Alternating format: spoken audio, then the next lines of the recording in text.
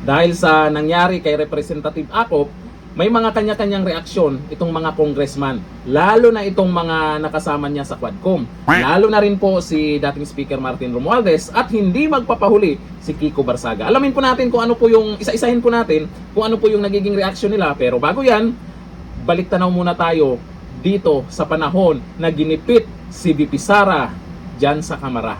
Ito yung video. Ninyo sa batas. Ang sinasabi ko lang po ay sundin Oo. po natin yung batas. Kaya dito nga, sa sir, House. sundin natin yung Kasi batas. nandito po kayo dito sa bahay ng Kongreso. Yes, sir. Sundin natin yung batas. Why will you penalize, punish Yusek Lopez for an act of the President? Madam Vice President, that is the decision of the committee as a whole. I think the proper remedy is for you to go to the court. Sir, I will go to court. Opo, pero Oo, that is pero for- araw-araw, you are depriving a person of her liberty while I await. May mga nag-comment sa video na yan, ang sabi nila, panalo si VP Sara at yung iba, nakarma na. Pero dito po tayo sa nagiging reaksyon po ng mga congressman, isa-isahin po natin ito, tungkol po dito sa nangyari po kay Representative Acop. Ayon dito, unahin po natin si Barbers. Okay, ito si Barbers. Ayon po sa kanya, isang malaking kawalan. Nagbigay ng pagpupugay at taus-pusong pakikiramay si former Congressman Ace Barbers kasunod ng pagpanaw ni Romeo Acop na anya'y nag-iwan ng malalim at ramdam na kontribusyon hindi lamang sa Kongreso kundi sa buong sambayanang Pilipino.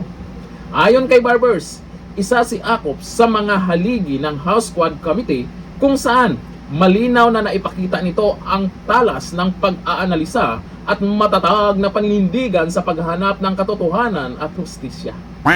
Mga katangiang nagpatibay sa anya'y kredibilidad ng committee sa mata ng publiko. Ayon po yan kay Barbers ha. Depende po yan sa inyo ha kung ano po yung sa tingin nyo po dito sa mga naging reaction po nila. O dito naman po tayo kay Representative Puno. Ito naman kay Puno. Ang sabi niya, wasak ang aming mga puso. Grabe naman tong mga to. Nagpahayag ng matinding kalungkutan si Congressman Ronaldo Puno matapos kumpirmahin ang pagpanaw ni Congressman Romeo Acop na anyay kundi lamang kasama sa serbisyo kundi isang matagal ng kaibigan at warang lingkod bayan. Ayon kay Puno, mahigit 25 years ang pinagsama nila ni Acop. Isang ugnayang hinubog ng pagtitiwala, katapatan at isang layunin na maglingkod sa taumbayan ng may integridad. Ayan po yan sa kanya. Pero hindi rin po magpapahuli etong si Kiko Barsaga. Dito tayo. Ay, alam nyo naman pag bumana to. Kakaiba pag bumana to. Sunod naman natin dyan kay Congressman Kiko Barsaga, itong kay Laila De Lima. Ay, Congressman Kiko Barsaga, ang sabi niya, ang huling paghatol ay laging namumula sa Panginoon.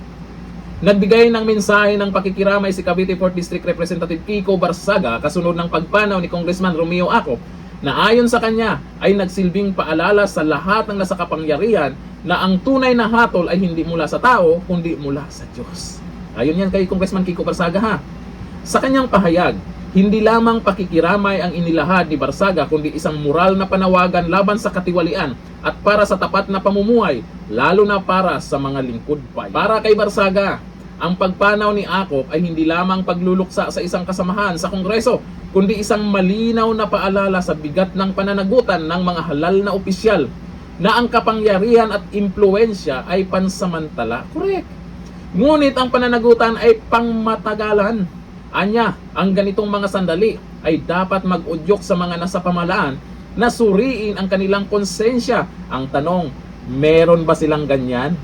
At panindigan ang tapat na paglilingkod sa bayan, malayo sa anumang anyo ng pang-aabuso at katiwalian. Yan yung matalinong congressman. Para sa akin sa lahat ng mga nagbigay po ng mensahe po dito, dito po ako mukhang bumilib talaga kay Congressman Kiko Barsaga. O dito naman tayo kay Laila De Lima. Laila De Lima, hindi magpahuligan ha. Lubos kaming nalulungkot. Ayon sa kanya, lubos ng pagdadalamhati ni Laila De Lima, mamamayang Liberal Party List Representative sa Congressman Romeo Acop. na kanyang inilarawang bilang isang lingkod bayang nag-iwan ng matibay na bakas sa Kongreso at serbisyo publiko.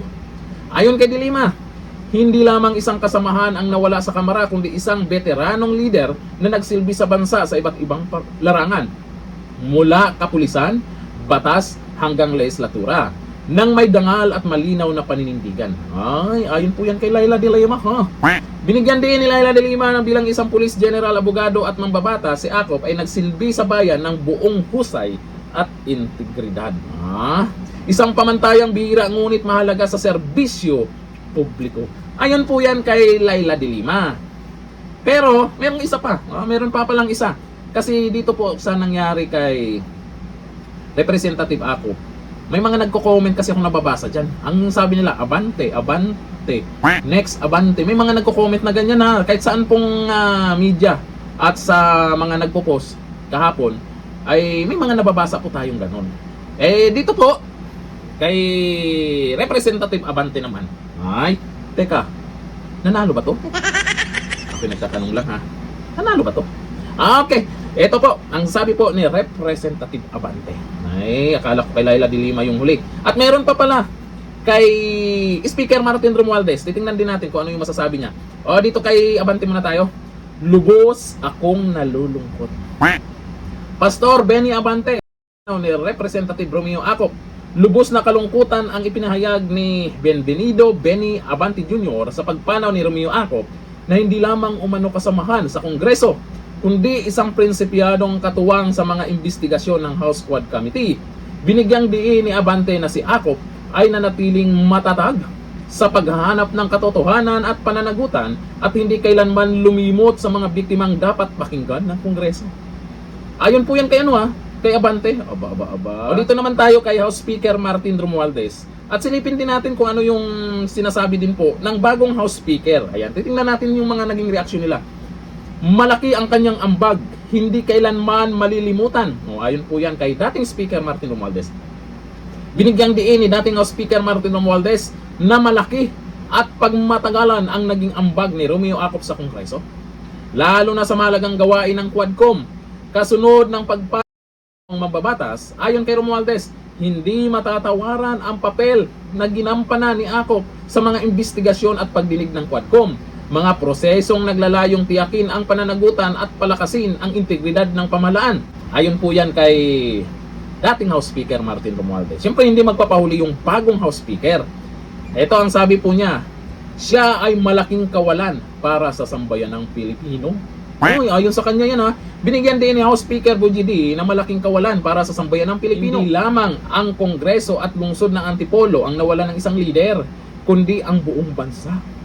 Dahil sa uri ng pamunuang ipinamalas ni Acop sa loob ng maraming taon ng serbisyo publiko, buong bansa daw ang nawalan. Ayon po yan sa bagong speaker. Napapansin ko sa totoo lang, yung mga nababasa po natin na mga naging reaksyon, parang iisa lang. Maliban kay Kiko Barsaga, parang iisa lang yung mga sinasabi nila. Dito naman tayo kay Ridon. Hindi magpapahuli si Ridon. Silipin muna natin kung ano yung sinasabi po ni Representative Ridon. Balita doon sa Dolomite Beach. Papaimbestigahan kayo. Sabi ni Terry Ridon, ipagpatuloy ang mga magandang simulan umano ni Congressman Acop. Nagpaabot ng pakikiramay at pagpupugay si Bicol Saro Representative Terry Ridon sa pagpanaw ni Romeo Acop at tiniyak na ipagpatuloy ng Kongreso, lalo ng House Quad Committee, ang mga mabubuting advokasiyang sinimulan ng mambabatas. Bilang co-chairperson ng House Quad Committee, binigyan diin ni Ridon na hindi matatapos sa Representative Acop ang mga inisyatibang nakatuon sa pananagutan, paglaban sa kriminal na sindikato at katiwalian sa pamahalaan. Mga adhikaing aktibong isinulong ni Acop bilang isa sa chairperson ng committee. Giit pa ni Ridon, ang pinakamalaking parangal kay Representative Acop ay ang pagpapatuloy ng mga investigasyon at reformang sinimulan nito sa loob ng 19th Congress. Ayan po parang napapansin ko lang, parang iisa lang yung mga sinasabi nila Iisa lang yung, ewan ko lang kung kaya siguro nagkakasundo sila kasi isa lang siguro yung pananaw nila.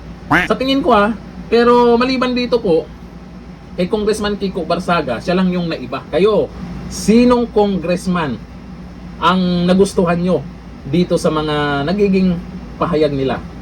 dyan sa nangyari kay Representative Ako. Para sa akin kay Congressman Kiko Barsaga. Para sa inyo, comment down below. Hanggang dito na lang, thank you. Bye-bye.